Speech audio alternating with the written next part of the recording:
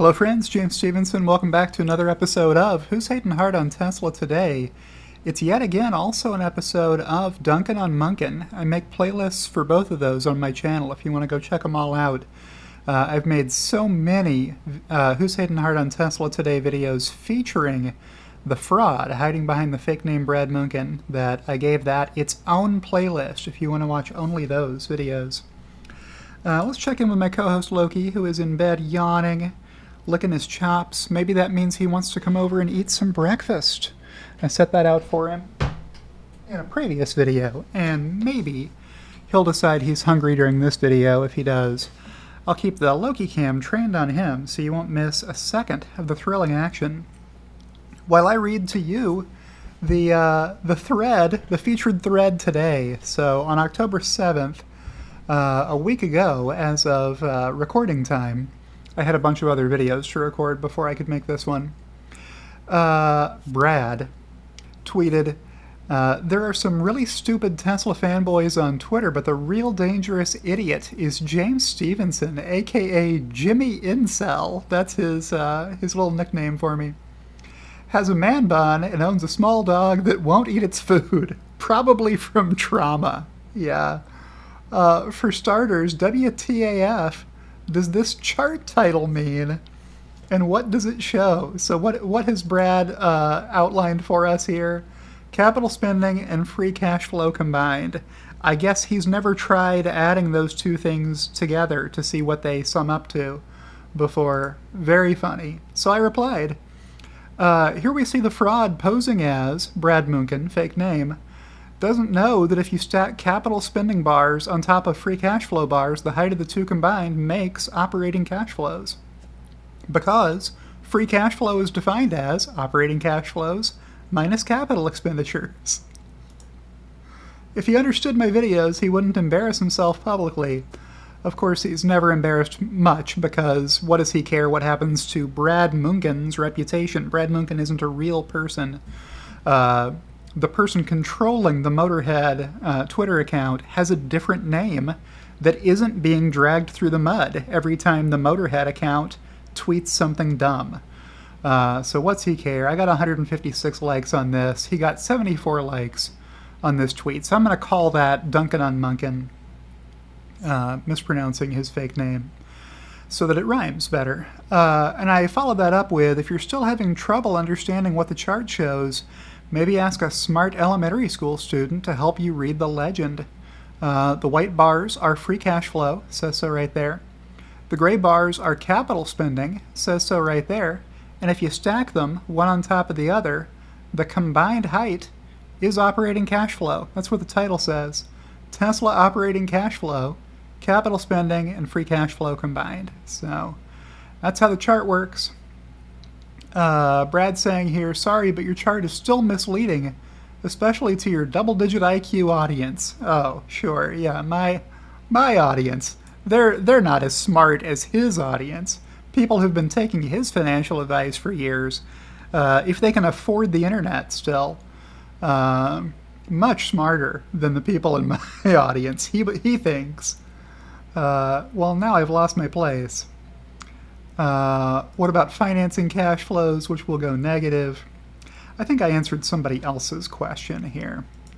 Let me see if I can find that real fast. Here it is. Yes, Steppen at Fest_Fire asked, hey James, since you're keeping an eye on the Tesla bears, who are the smartest critics out there? I've been searching for years, and the only reasonable opposing views I've heard actually come from bulls. Like Gary Black. Yeah, you'll hear Gary Black and lots of other Tesla bulls give downside catalysts from time to time. Tesla's not a perfect company, and everything that happens isn't good for Tesla, so plenty of people talk about that, right? Follow a bunch of Tesla bull accounts, and you'll find lots of people pointing out risks. So I replied, I spent a lot of time working on this reply, so I'm going to share it with you here. Maybe some in the TSLAQ community can be edified by the takeaways here into being less extremist in their positions.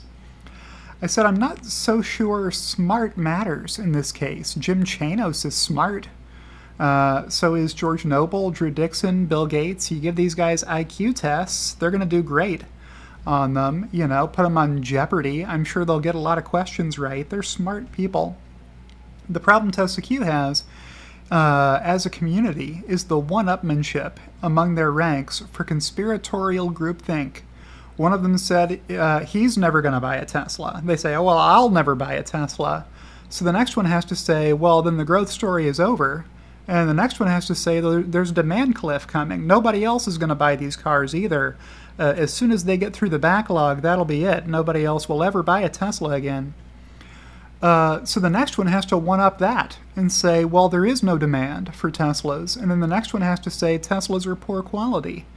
So what's the next one left to say? Well, they have to say Elon doesn't have enough experience. So the next one says Tesla is structurally unprofitable. We just saw one of those from John Engel in a video I recorded where he was hating hard on Tesla today, yet again. The next one says Elon is a fraud. The next one says Tesla is a fraud. The next one says Tesla is a fraud and going to go bankrupt. The next one says Tesla's under a Wells notice, so they can't raise financing, and they're going to go bankrupt imminently. The next one says the numbers are all fake. So then somebody says Elon is a criminal and going to jail. So you can just see how this extremism escalates every time somebody has to one-up the person who came before them. Moderate opinions don't get amplified, right? If you want your views to be what TSLAQ is talking about, you need to make sure they're more extreme than what other people are saying. So every year, Tesla has more success, while TSLAQ's conversation and engagement slips farther and farther away from observations any smart and reasonable person might make to non-starter conspiracy theories bordering on religious dogma. More and more audacious and demonstrably false talking points are needed to hold their attention because they shout down each other's reasonable doubts as not thinking big enough or not understanding what's really going on. I've had the same experience as you, hearing more reasonable negative catalysts articulated by Rob Maurer, Gary Black, Troy TSLAQ, Dave Lee, Matt Smith, Steven Spencer, Eric Steinman, Mayor Talker, Andrea S. James, Pierre Farragut, etc. I'm sorry if I left you off that list and you're watching this video and you're like, I do that too. It's impossible when you make a video like this to get everybody onto it. All such lists are doomed to failure. I'm giving examples here of people who do articulate negative catalysts. Oh yeah, and then I said that in this last parenthetical remark. Such lists are always fraught with peril because they're guaranteed to leave out smart and worthy people. So I apologize if I left you off that list. And you're one of the people pointing out downside risk for Tesla. And that's my video for today with Devin Guerrero kicking in his usual TSLAQ nonsense. And that's it. That's my video for today. So that's who's hating hard on Tesla today. Once again, it's Brad Munchen. And having played the sizzle, check back in on Loki, who is still dozing. He's going to eat his breakfast. Don't worry, he always does. He just doesn't always eat it right away. And with that, I will outro and say, if you've enjoyed today's video, click the like button. It's always free to click like, whether you're watching me on Patreon or X or on YouTube. Thank you to everyone who supports me through those three options, especially my executive producers, Kathy Kitchler and Rebellionaire.com, and I'll see you in the next one.